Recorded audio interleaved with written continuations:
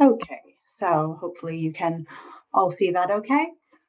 So just a few reflections from me on the two previous presentations before I start with mine for some scene setting. I think with both those presentations, we see that this has been a very unequal crisis and risks exacerbating some pre-existing inequalities for younger adults, people of color, and people in insecure employment, and that many families living on a low income were struggling before this pandemic, leaving them with little financial resilience to weather this storm.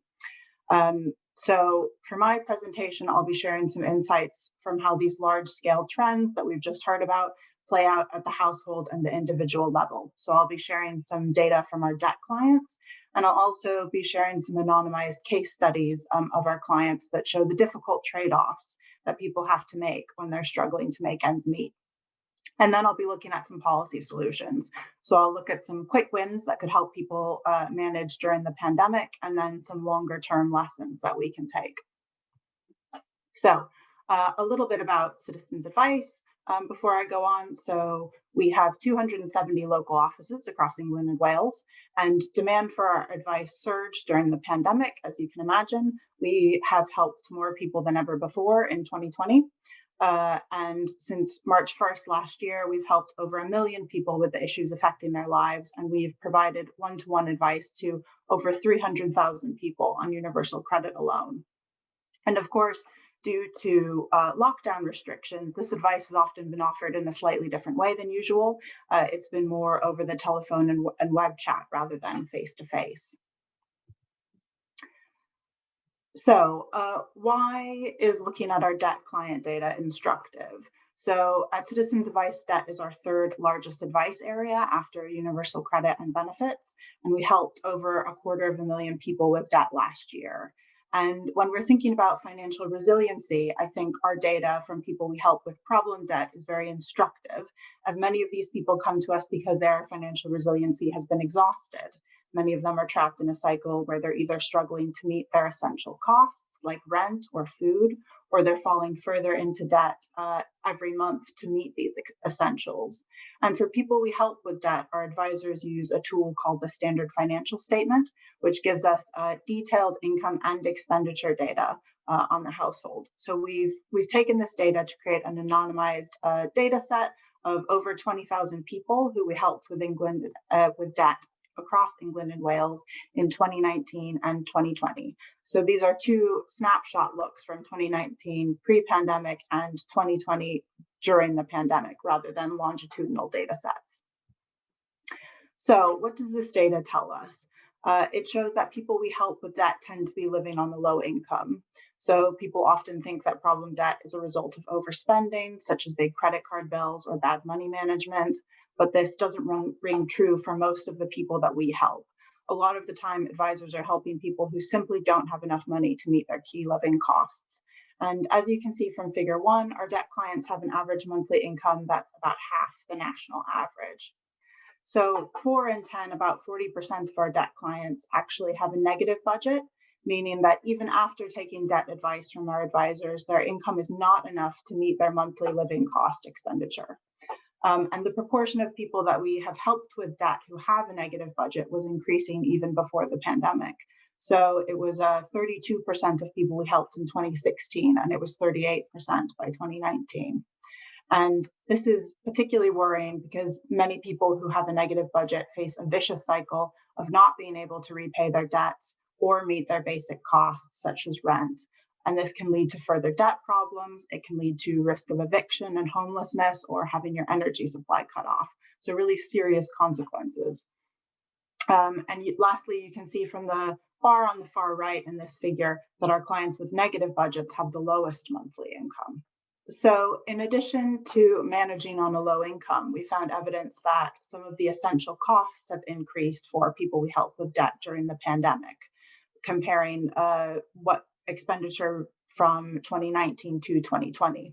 So, for energy and telecom costs, we believe this is due to increased usage rather during lockdowns rather than increasing prices. And one example from our clients is a woman I'll call Jemima. So she came to Citizens Advice because, well, she and her family had already been struggling to cover their costs before the pandemic. And this got even harder when her partner was put on furlough and lost 20% of his income. And everyone, including their children, was having to stay at home during lockdown, obviously, meaning that the family's energy bill increased to more than what they were able to afford with the money they have left.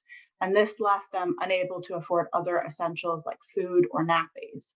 And they were very concerned about how they were going to meet their ongoing increased energy costs. So they came to Citizens Advice for help. We found from recent national polling that we've undertaken that more than 2 million households are behind with their energy bills, and more than 500,000 renters are currently in rent arrears. And 1 in 6 broadband customers were struggling to pay their bills between March 2020 and January 2021. And we also know that many of the groups that have been disproportionately affected by the pandemic are likely to be struggling with their bills. So, for example, disabled people, people from ethnic minority backgrounds, and people in insecure work were more likely to be struggling with some of these essential costs. And we know that low incomes and rising essential bills place many people in a very bad position to pay back their debts if they do fall into arrears. So on average, people that we help with debt only have £20 a month left over after they've covered their other essential living costs to repay their debts. This means that people we help with council tax on average could take more than 6 years to repay their council tax arrears using all of their available income after covering their living costs. And for people with average rent arrears, it could be longer than 7 years. And then, of course, people with a negative budget are in an impossible situation. They have no money left over to pay down their debts, and meaning that this can easily spiral out of control. And we can see additional arrears and costs building up. For example, council tax debts are the most common type of debt that we help people with. And with council tax, one missed council tax payment of £167 can easily escalate to over £2,000 in just over 2 months from bailiff fees and liability orders. So you can see there how things could really quickly spiral out of control for people. On council tax, our recent national polling we've done have suggested that about 3.5 million people in England alone may be behind on their council tax. And again, it's the groups who are likely to be disproportionately affected by the pandemic who are more likely to be behind on their council tax, such as people on 0 hours contracts and disabled people from Black, Asian, and ethnic minority backgrounds. What the council tax example shows is that when you're struggling to make ends meet, even small amounts of money can make the difference between meeting your financial commitments and falling into debt. So let's move now to talk a little bit about the role of the Social Security system in all of this. So as Mike mentioned earlier, at the beginning of the pandemic, the government increased the standard allowance of universal credit and working tax credits by £20 a week. And this figure shows how vital that additional money is for people in keeping their heads above water. So we found that 75% of our clients who we help with debt who are receiving these benefits would fall into a negative budget if they lost that extra £20 a week. And this is really worrying as the uplift is scheduled to end in April. One example from our clients that shows how important this uplift is a woman I'll call Natasha. So Natasha lives in Wales and she's a seasonal worker. She lost her job in March due to the pandemic and she's been claiming universal credit. She came to us for help after experiencing financial hardship, which meant that she had fallen behind on her energy bills and her rent. So she met with one of our debt advisors, and once her necessary outgoings were taken into account, her income from universal credit leaves her with £60 a month to pay back her creditors. Now, with only £60 a month left after her essential living costs to pay back her creditors, if the uplift from universal credit is taken away, which is £80 a month, Natasha will be pushed into a negative budget and she'll be unable to cover her essential living costs. She'll also be unable to make any contributions towards paying back her rent arrears, potentially leaving her at a risk of eviction. Now, lastly, it's also important to say that while the uplift to universal credit and working tax credits has been a really critical lifeline for people, it hasn't reached everyone. The value of legacy benefits, such as job seekers allowance and employment and support allowance, hasn't been increased. And many people receiving these benefits were facing financial difficulties before the pandemic, especially as the real term value of these benefits had been frozen for many years until 2020, leading to a real term's value erosion in their value. And we know that many people on legacy benefits are disabled people or carers who have also been disproportionately affected by this pandemic. And then there are some people who aren't entitled to access the Social Security system at all.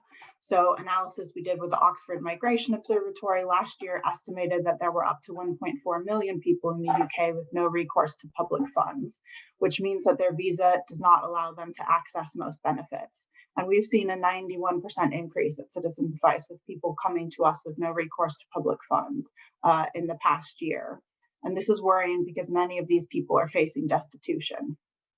So one client we saw that was facing hardship was a woman I'll call Sarita. So Sarita works as an administrator in an NHS hospital. She's on a 0 hours contract and she has no recourse to public funds attached to her visa. She has 2 children under the age of 10. She had to self-isolate for 4 weeks as she and her children had COVID symptoms at different times. And during this time, she didn't receive statutory sick pay from her employer because they wrongly told her that this was unavailable to staff on 0 hours contracts. She spent 4 weeks with no income, and so she contacted Citizens Advice for support.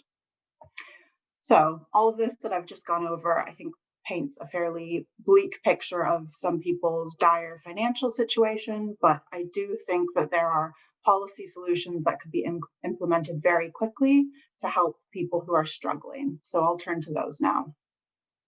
So in terms of some short-term policy wins, obviously keeping the temporary £20 uplift to universal credit and working tax credits permanently is critical, and also extending that to people on legacy benefits and temporarily suspending no recourse to public funds so that anyone who needs to access the Social Security system during this time can. We also think that there's work that could be done to provide renters with more help. So we are suggesting a national program of emergency loans and grants to help private renters who have fallen into arrears during this crisis. We know that a one-off grant of only £600 would allow about half of renters to pay off their arrears completely. So a one-off government scheme like this could really help people to get out of debt and to help their security in the private rental sector. Next, we think there's work that could be done to ensure support for local authorities to help people in financial difficulty and to use flexible council tax collection practices to stop people being trapped in council tax debt. So the government has committed to over £760 million to local authorities to help them cover irrecoverable council tax and business rates revenue. So the guidance on this needs to be clear, that where local authorities can cover unrecoverable debts, that they can actually write off debts to households that aren't in a position to pay, because at the minute that is not explicit in the guidance.